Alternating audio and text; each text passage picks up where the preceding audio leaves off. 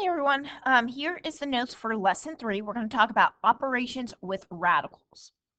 So operations with radicals is going to be adding, subtracting, multiplying, dividing.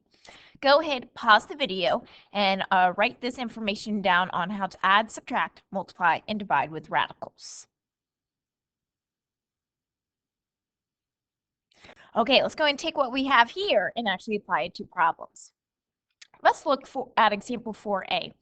Now, when we are adding or subtracting, as is stated here, we must combine like terms. Like terms are when they have the same radical. So they must have the same root, so they all have to be either fourth roots, third root, or cube roots, fifth roots. And the value underneath needs to be exactly the same. So when we look at example 4a, we notice we have 4th root of 10 plus 7 4th root of 10. Notice that they both have the 4th root. Okay, that's good. And what's underneath that radical, they are exactly the same. They both have 10s. So what that would mean that these are like terms.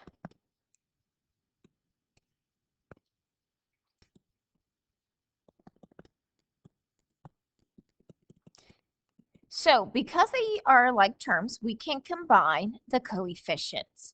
So when we talk about coefficients here, we are really talking about basically what is in front of our radicals, or what's in front of our bases.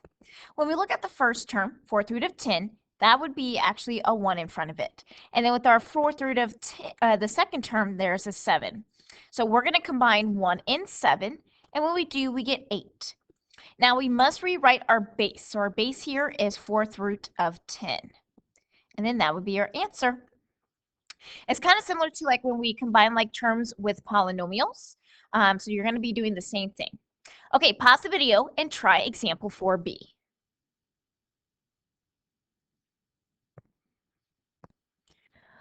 Okay, here's what you should have gotten. So notice that our base, even though it's not in that radical notation, notice that our base is exactly the same. So 8 to the 1/5, that means we can combine our coefficients. So we do 2 plus 10, that gives us 12.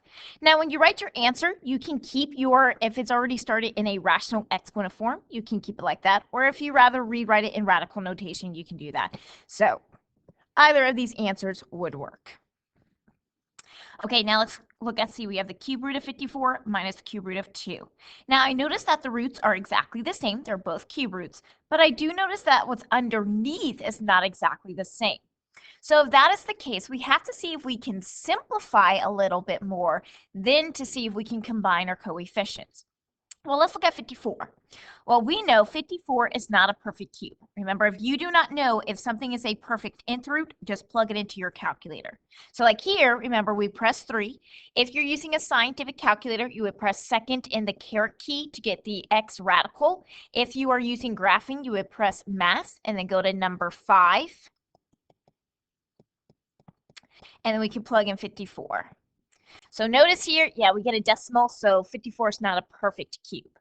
So we want to see what is the largest perfect cube that goes into it. Well, the largest perfect cube is going to be 27. So I'm actually going to do my two branches. I have the cube root of 27, and 27 times 2 gives us 54. So let's go ahead, we simplify. Cube root of 27 is 3.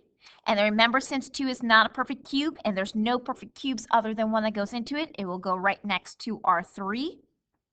Now I'm going to bring down this minus cube root of 2.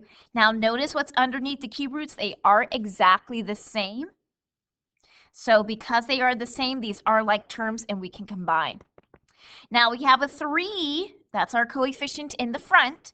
In my second term, there is a 1 in front. So that's what I'm going to do. So I'm going to do 3 minus 1, and that would give us 2. And then we will have cube root of 2. And there's our answer. Okay, I want you guys to pause the video and go and try example 4D.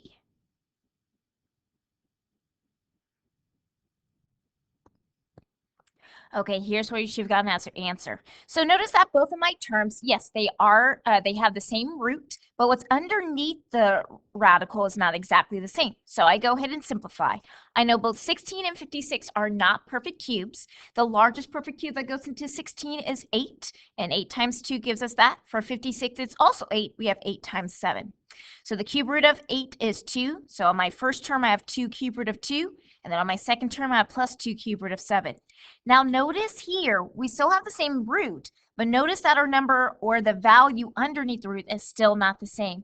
So because they are not the same, I cannot combine like terms. And so since I can't combine like terms, this would be my final answer. Okay, make sure you watch the next video. We're going to continue to add and subtract with our radicals.